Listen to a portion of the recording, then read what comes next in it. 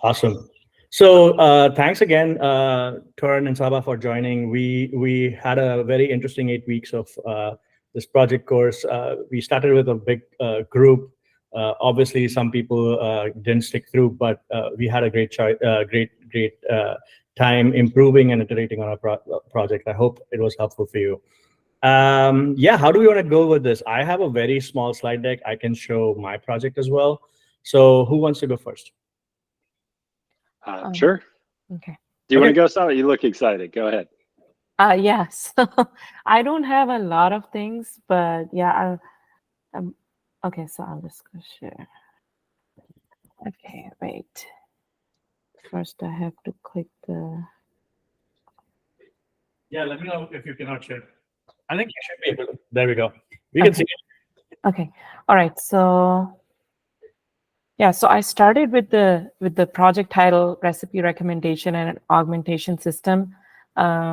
Wasn't clear really what the keywords would actually, bring to the project, but that was a start. So started with that, and then moved to the so went through the code sample and tried to use parts of it for my goal of using recipes for asking questions from the chatbot and getting answers. So the goal of the project, as you see here, it was to make a question answer chatbot for recipe recommendation and augmentation using the sample code available through the course.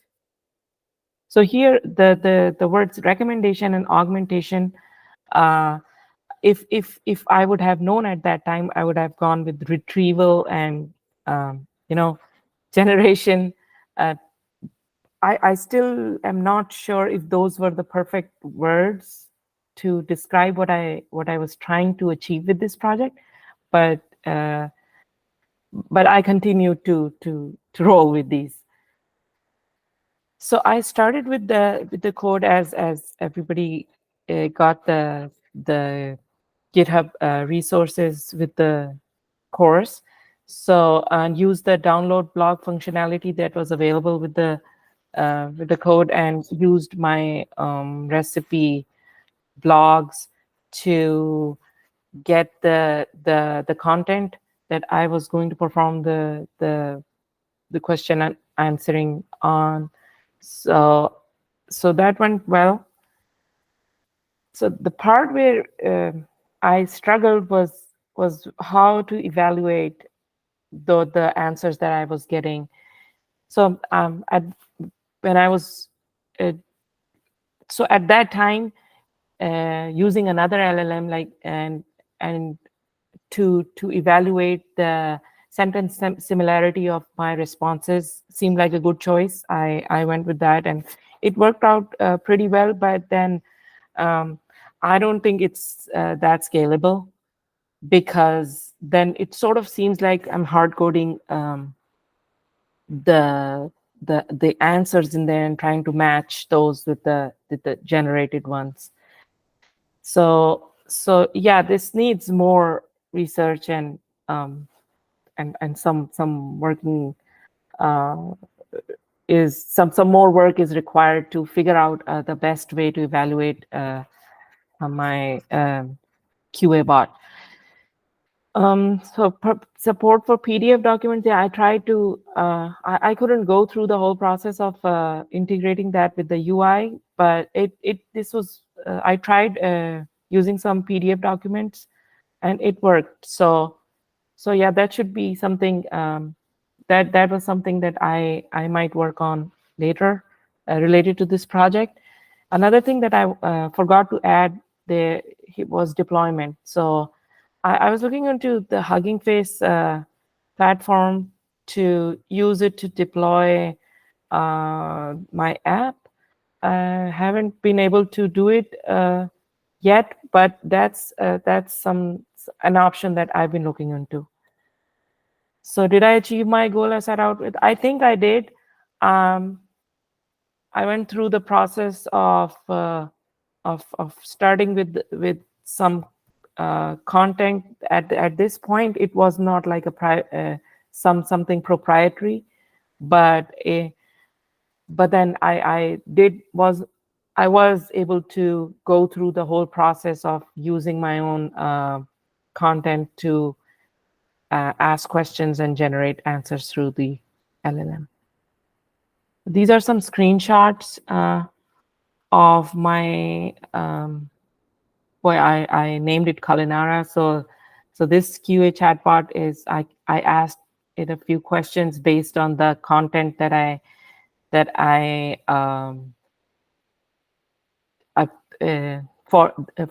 the content that I use for retrieval, that I was hoping the LLM would go to first before going through the OpenAI. So it worked pretty well. But then again, needs more work for evaluation.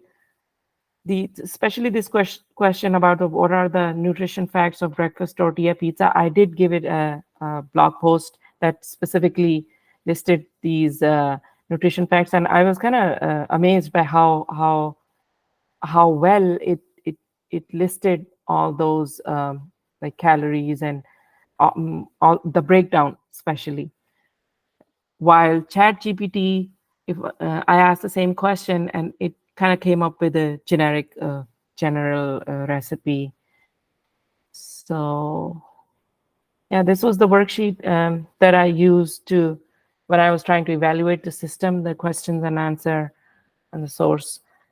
So yeah, it needs more work, but so far so good. So it has been a great experience for me going through the course and trying to apply it on my own use case. Thank you.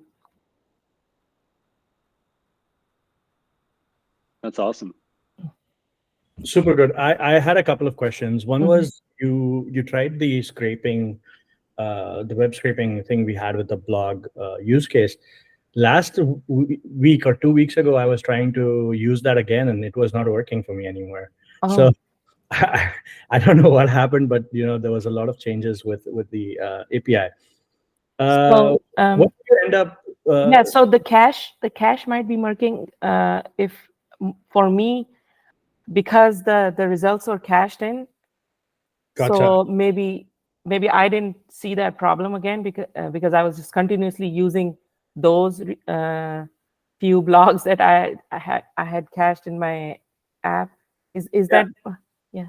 No, so my question was more on the lines of, well, some of these websites have data that is coming up with JavaScript, or some of these websites have paywalls or something like that, right? Yeah. How do you think you want to get over those kind of problems in the future? Oh yeah, so for at this point, I just did not use those websites. There were a couple of websites they were not letting me scrape their content, so I kind of avoided that. But I don't know. Rahul, most of the people who are using RAG are using it with their own proprietary content, so they are not that worried about the web scraping part. At least that's what I've seen, like in other places. So I was. This was one of my concerns also, that the available the data that we are scraping is also available to the large models, right? Yeah. So they have some of that already in there. Yep. How would you address that concern? Like, because we are providing it a subset of that data which they already have been trained on. Yeah, so that's a good question. So in my mind, where retrieval augmented generation stops and fine tuning is needed. So again, like remembering data or short-term memory, you use retrieval augmented generation. But let's say there is a domain understanding, like in medical domain, you want to use words that the doctors use amongst themselves. For patients, you won't use those words, right? So if the domain has some vocabulary that you need to use, you fine tune the model. Or if you want to, there's a output format. So if you remember how experiments or papers are written. You have abstract, investigation, experimentation, conclusion. There's some format to the output, or SEC forms. There's some format to the output.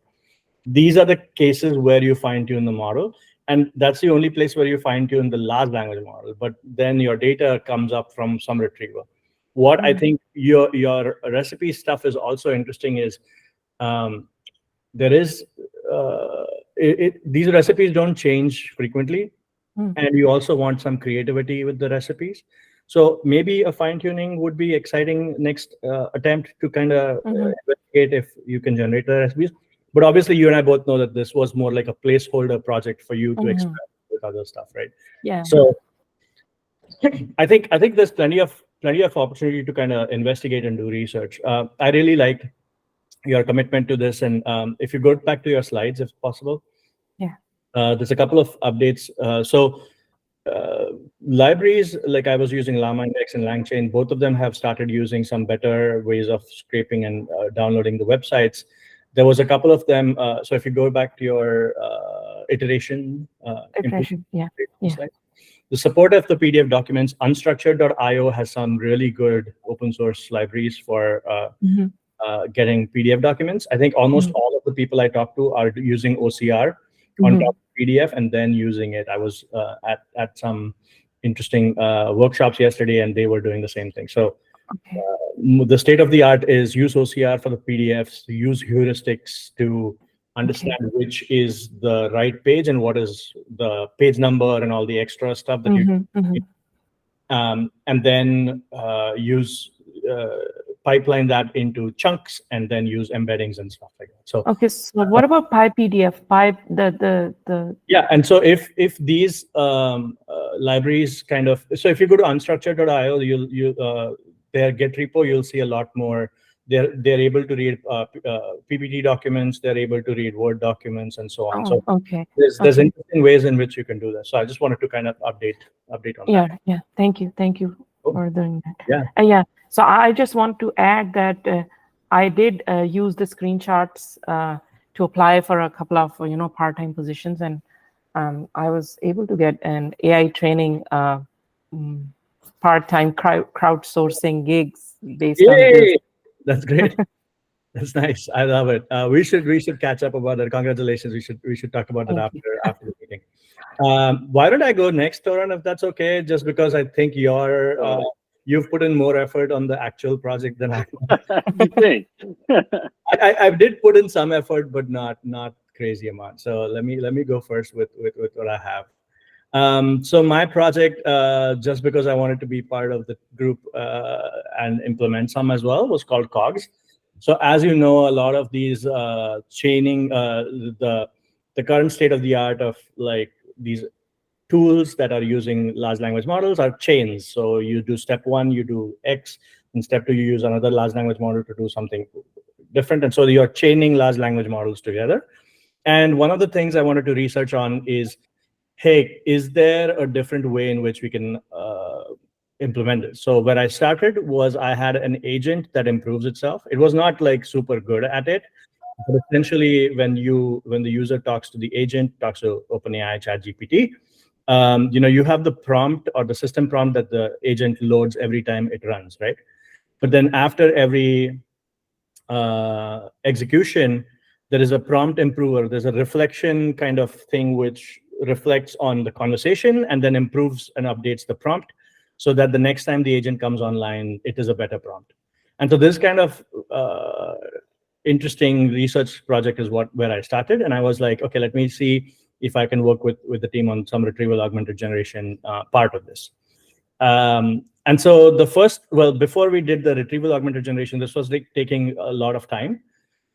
So it was taking about 7 seconds for this to work. And so the first thing I did was using prompt engineering and downgrading it to GPT 3.5 instead of 4.0, brought it down to 3 seconds. I think prompt engineering helped in different ways. One was the original instructions were just too long.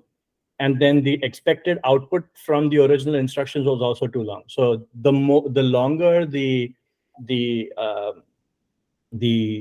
output is, or the longer the prompt itself is, the longer the LLM takes to respond. So keeping a very concise input and expecting or giving it instructions to give out only yes, no answers of predicted output brought that time down really well. So that was one. And then OpenAI upgraded their APIs, but downgrading OpenAI's model to 3.5 also worked for me. So those were two of the improvements that I did from a metric perspective, which brought down the time. The second one improvement was using RAG with functions. So this was something that I wanted to try out, which was most people are using RAG with documents. So you have documents, you have document chunks, you embed them and you put in a database. Instead, what I really wanted to do was do that with functions. So I had like a functions library and a functions description. So each of those descriptions I would embed and put in the vector DB. And so when user would say, what is the weather in San Francisco? It would look up the what are the functions that are closest to it. So out of, let's say, 15, 20 functions, it would select the top 3 closest functions and then use that using the functions API. That was super cool because now I was like, oh, we are bringing in context, not just about the documents, but about actions as well. So this was a great outcome, like personal goal that I wanted to reach, and I think that was that I was able to do that. The other thing here is the retrieval itself. I figured out a lot of nuances about how function APIs work, and that is kind of informing me some of the autonomous agent stuff that I'm working on. And so scaling and next steps, unfortunately with the holiday season and I was traveling for like 2 weeks, I was not able to work on the scalability enough. But in the meantime, I have been working on some fine-tuning libraries. And so I think there's a lot of learnings that I had from this work to kind of improve to inform what I'm going to do next with the autonomous agents. So for example, the COGS methodology of improving the prompt and reflection, I think that's super important as a feature. So for an autonomous agent, where the autonomous agent is going to have to improve itself based on the interactions and observe itself and define like, oh, this is what I need to do next. Excuse me, this is how I improve the user experience in the future. And so that's something that I've been working on. And this is like a training loss from last night from one of my fine-tuning experiments. As you can see, my training curve is very nice. It's learning a lot, but my validation curve is not that good. So I need to improve my data and things like that. But that's a separate project. It's not COGS. But I really loved working on the COGS project because I got the functions API, functions RAG stuff working, and it's informing a lot of my understanding of how autonomous agents work. That's it. Awesome. Yeah. Any questions? I mean, the function stuff just over my head, but I would definitely love to circle back and chat with you some other time just about how that evolves, if that continues to be something you're using next year. Yeah, so the function stuff is super interesting because it also applies to the, what's it called, databases. So when people want to implement a lot of database-based retrieval augmented generation, what you typically do is say, well, these are my database table structures. Can you write me a query for this? Right? So then you write a SQL query and then you execute it in the database. But let's say you have hundreds of tables, right? Which of the tables do you want to put in the context? Because suddenly the context starts getting bigger, right? So if you were able to put each description of this table in a vector database based on the question that the user asks, you would retrieve like, oh, these are the closest tables that are important for it. Maybe there's some sort of a reduction in the amount of context that you need to send to OpenAI or any of these large language models. So I think this technique of like using RAG not just for documents or giving the knowledge search, but also like context, I think is a good way to do it. It does increase one more step, which is you are calling one more model, but then the context is smaller. So I think it's an interesting way. I don't know if I have any concrete evidence to demonstrate that this is much better performance-wise, but at least from a scale-wise, if you have hundreds and thousands of tables, or if you have hundreds and thousands of functions, then this would kind of improve the context. So I have a question. I don't know if this problem is directly related to what you are working on, Rahul, but the function calling, I read somewhere that the models have been hallucinating. Like there was a question about a function, and the model kind of got the function, but it wasn't actually present in the library. And then another model produced the same function, which wasn't present in the library again. So the models have been hallucinating with the function calling. So is that something? Yeah, I don't. Well, I wouldn't call it hallucination. I would call it like using the background information. So, for example, what happened a couple of times was the function for if I asked it how many miles is this kilometers, right? How many kilometers is are in these miles? By default, OpenAI can answer that, right? Yes. But what I really wanted it to do was use some API. So it retrieved the functions, it gave those functions to this, but somehow the retrieval was incorrect. So the right function was not part of the context. Even then, OpenAI was able to answer it. So it just ignored the functions that I provided it, and it gave me the answer. But it did not use my functions. Okay. Right. So then I did not know for like maybe 1 or 2 days that my functions library is actually broken. So I think that's where it gets interesting. But if you have your own function, so for example, the weather temperature, it was just returning 72 degrees Fahrenheit, 72 degrees Fahrenheit. I'm like sitting here in San Francisco and it was like super cold outside. And I'm like, why is this returning 72 degrees Fahrenheit? Turns out it was not even using the function, right? So it's a debugging problem. It's not, I wouldn't say it's a hallucination. I think the function is pretty robust. I don't say that it's everything is solved, but it gets you close enough. So it won't make up functions that don't exist. Well, if it's, I did not prime it with saying if the function is not provided to you, do not say I don't know. Okay. That's what we do with documents, right? With the documents, the data is not in the context that we provide it. We say if you do not have the answer in the context, say I don't know. Like that, I did not do here. So that's part of prompting, right? Yeah. So I don't know if it works, but that's a good point, which is like if the function doesn't exist, not to use the default. Yeah. Right. Cool. Torin, you want to go next? Yes. Okay. Let's see here.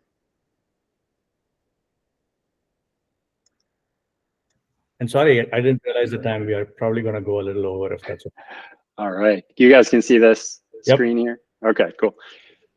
So yeah, my project was called Parts Finder, and I had this play on words from rags to rich experiences. Ultimately, it boiled down to this really simple concept. I work in the parts industry for construction. And what I've learned over the last few years is there's a lot of very rich part information about equipment, but it's locked up in these walled gardens of PDFs. And a lot of those proprietary PDFs, meaning that I can't just go to the internet and grab any PDF that I want. A lot of manufacturers, they'll give you a thumb drive when you buy $1 million combine or something like that. But obviously, the average developer doesn't have access to these proprietary walled garden PDFs. So my task was to get access to some manufacturers that we did have publicly, and basically drive through that content using vectors with an embedding like you see here. Using, in my project anyway, I had some pretty strict goals for myself where I wanted to be able to not increase the scope of operations where I work. And so I wanted to use some existing technologies like Postgres, which had an extension for PG called PG Vector. And from these vectors, I wanted to be able to ask questions very specific to the parts. Somebody might ask a question like this, which is, what is the part number for the upper radiator hose? And I'd like to obviously look this information up from this PDF data that we have. And then ultimately kind of the real goal of the project, if you want to look at that way, was not just to surface an answer like a chatbot, but on mobile, if possible, to also cite that information and bring up a parts diagram. Because ultimately the people on the other side that are using these tools, they want to not only find the part, but often they do want to see where that part fits into the bigger exploded part diagram for that piece of equipment or that component. And so where I started, very similar to this technical breakdown, is I did have, working PG vector with Postgres 15. I had some experience early on with some embedding models, and I had a basic understanding of construction and the parts space. I knew a few people I could talk to, both professionally and then outside of work, that were really close to this problem. And then I tried to bring a dose of humility and the growth mindset, because I knew there was going to be just a ton of stuff that I would learn. And I think this is put in here in particular so I could pause and give Raul just a huge shout out for creating the space for me to be accountable, to come grow and learn in this direction, because my day job, I'm not building these ML tools. And for the most part, this afforded me kind of the healthy measure of like, well, Torin, if you're gonna learn this stuff, you got to carve out some time on your weekends to do it. So thank you again for the time that you did put in to do these week to week check-ins, and also to help us. And a lot of these conversations were private, so I assume we'll surface these things, and I'll share a little bit as publicly as I can later in the talk what I had out there.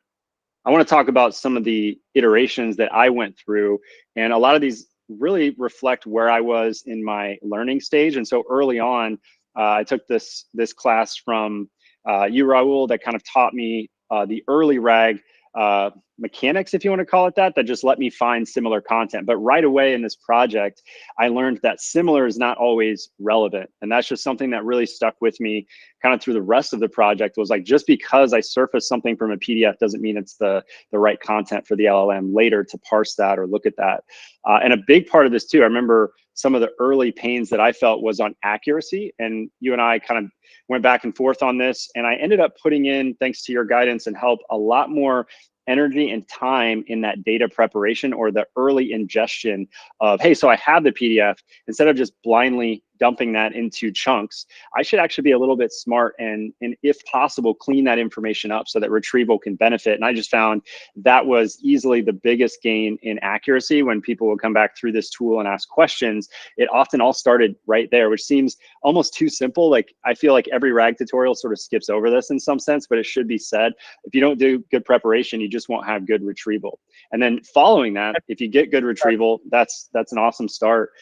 But following that, I've also found when you can begin to combine sources to get better retrieval, you may involve some ranking, and I'll share a little bit later. For me, this was using a cross encoder to compare the embedding models, or the vectors that were coming back from Postgres, with a additional query that I was doing over Postgres with full text search, just regular full text search. And that was kind of a big learning for me. In fact, I had never done anything with ranking before this work.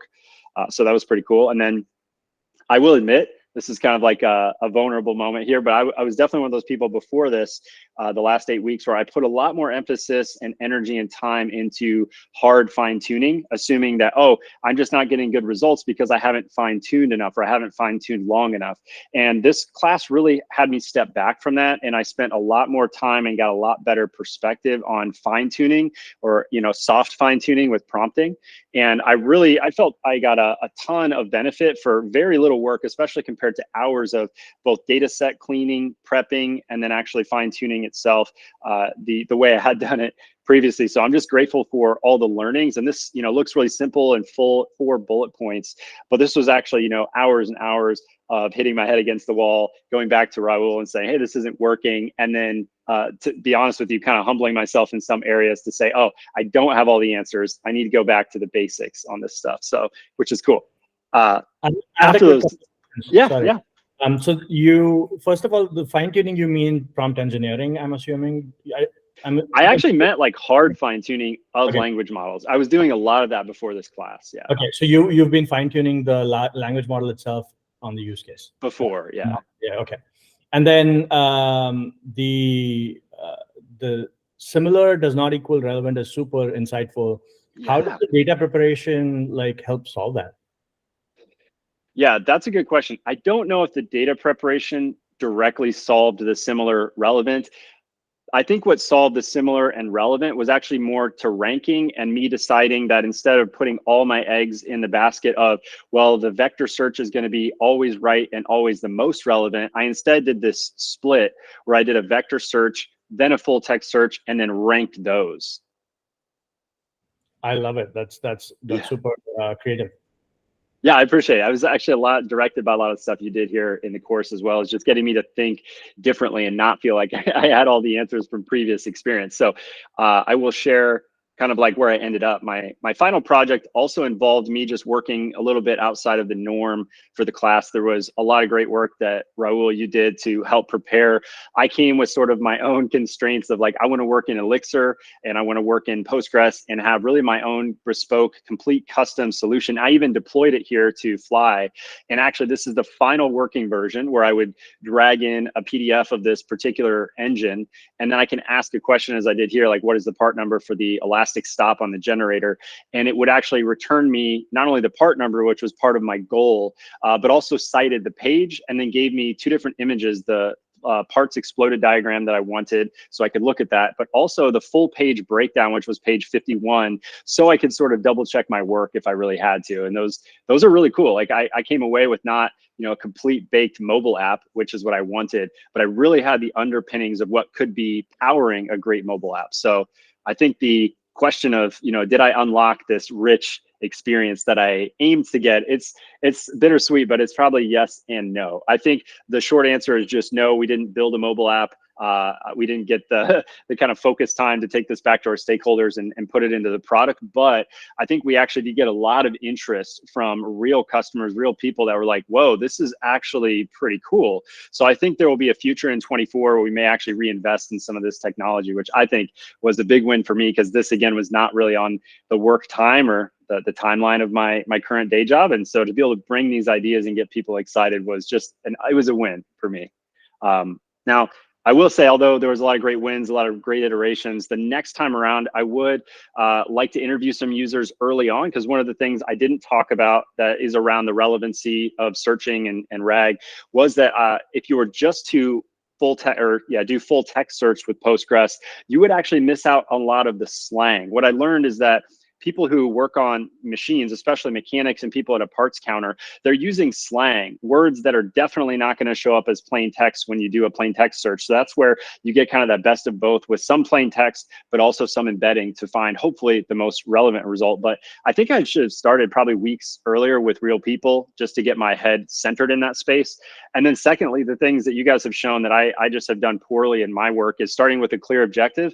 And I think that just shows my leanings. I'm a little bit more software engineer than data scientist, but to that end, I think I could really learn a lot from the data science community by having evaluation be part of the deliverable and the focus. Like, you had some graphs and some good before and after thoughts. I actually didn't even think of what is the eval for this, which I think is a big learning for me that I can do better next time around. And then ultimately, just an open question that I'm still wrestling with, and Raul, I'm still pestering you privately in your infinite free time about, how do I better scale up the ingestion of these custom PDFs? Because a lot of the manufacturers do have different data and layouts, and obviously to scale that up to infinite manufacturers, it just takes time to include the data and clean it up, that preparation that we talked about. So I think it's just great for me to think through the scaling of this and how would it work beyond a proof of concept. And then finally, for people who may not be in kind of the happy path that most of the project Node and other things, and you want to see what this looked like in Elixir, here's the project's completely up on GitHub, minus some of the custom parts ingestion work that I did. And this is this screenshot in particular is me using this cross encoder that I think in the same commit allowed me to do that dual query that Raul was asking about earlier, both full text search and vector embedding search with Postgres, and then ranking those, which was super cool. So what questions do you guys have? This is phenomenal, man. I really loved, I'm glad I went before you, because otherwise my presentation would have fallen flat, because you've done a really good job. And I also wanted to just thank you guys that you brought some really good energy to the project. One question on the, can you open that slide again on the next steps? Yeah. What you wanted to do? Absolutely.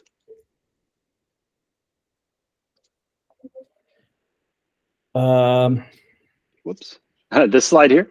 I am seeing the last slide right now. So one before that, number 10. Oh, yeah, next time around. Okay. Yeah, next time around. So I think one of the things we wanted to do we did, like, I think week 3 we did this, which is the users, talk to users and try to see this. What were some of your insights that you got from the users that you, like, obviously you mentioned the slang part of it, but that is like what the users want that you did not have. What is it that you did that the users really liked? I didn't think you touched that part about it. And then a follow-up just from a point perspective, the evaluation seems to be the number one thing that we need to do. I think with week 2, I think we set up some metrics for ourselves. And that's also very important from a iteration perspective. I was watching some more videos from OpenAI Dev Day and some other people that I talked to, and you always go with metrics and improve those metrics. And the metrics can change based on your information, and maybe your questions can change. But I think that grounding the project in something that you want to objectively improve and guides like your efforts to help like the project be more successful, right? Yeah. So come back to like from the user's perspective, what did they like about what you've already built? Yeah, I think just the magic of RAG with an LLM at its very core was the part people were blown away by, that you could not, especially on mobile as the project originally started out, that you really don't have like your Command or Control F to go find through a PDF like the experience that we have on the desktop. So to be able to have that chat interface and truly get back rich results. In fact, the stuff I didn't show is that I did a lot of prompt engineering with this project to make sure that it did not hallucinate. I feel like I'm not a prompt engineering expert, but I really came away with I felt like a really honest LLM. The final version I think used Llama 2, like the 13 billion, and that version of it, I was just able to really get it to behave, if you want to think of it that way, that it would honestly tell you like, hey, I just cannot find this. You know, here's the most relevant page I could find, but that still doesn't have this part number. And I thought that was kind of interesting when real people saw that. They definitely felt like it still lived up to the hype, versus when it would hallucinate. You know, if you've all seen those demos, people sort of lose faith in the tool. And since I'd spent so much work saying, hey, if you don't know, really be honest about it, that seemed to resonate with people. Gotcha. Sabha, did you have any questions? Yeah, I have a question, Torin. So you talked about slang words, right? So how, if the embedding model does not have an equivalent embedding for the slang that you're trying to incorporate with the context, did you have that problem? Like, is it sort of a cause of concern, or how do you work around that? Yeah, that would be a scenario where if like the word that they used was just in no way associated to the words that we found in the PDF, it would just come back and say like, I don't know. And that was maybe a little disheartening. I did find that in most of the examples, I can't pull them up here, but most of the examples I did find that were real parts counter people slang, the people that know the equipment. The embedding did a really good job of finding like 90% plus accuracy of a match. So when the full text search there would fail, it would get kind of like 1 or 2 results that were ranked very low. That's where the embedding model would really rise up. And so I felt like that combination of Postgres in both facets had done a great job, because if people were really slang heavy, the embeddings carried. And if people were really like direct, full text would carry. Oh, right. And the embeddings model was OpenAI, or which one was it? It wasn't OpenAI. It's in this project here on Rag and Drop. I'd have to pull that up. It's in the same. No. I just you don't need to go into it. Okay. I just generally I wanted to ask you, did you, well, off the top of your head, was it OpenAI or some other embedding model? So. Yeah, it wasn't. It was one of the smaller BGE models. Yeah, that's like a pretty high. It's like in the top 4 of embeddings, but it was one I could download myself. All right. Okay. So note the slang thing. This is one of those cases where fine tuning would super be important, because so then if you had enough documents with the slang in them, then or let's say customer conversations from transcripts, right? Hopefully then that slang, because in the way it is used in the context, gets better embeddings and gets better search and retrieval from it, right? I think that's where you fine tune maybe your embeddings model as well, where right now the slang word will produce an embedding that is not anywhere close to the word that you're looking for, but fine-tuning the embeddings model might be better. Totally. That's where I wanted to go next. If I had another week of this, would probably be to take these slang, as you're talking about, those pairs, and actually do a true embedding model, even of my own, just for this industry. Yeah. I mean, and again, I know you've done a lot of work here. which typically would take like a whole team to build out. So kudos to you. And yeah, that's great. Awesome. Well, this is concluding the project course. I hope you guys like the presentations that everybody's given here and the project, at least Saba and Toran. I hope I was helpful. I hope the project was helpful in different ways. We will see you at the next course. Okay, something's dropping. We will. Thank you both so much for your time. Thank you. Super Awesome. cool. Yeah, thank you guys. Nice one, guys. Happy holidays. you too.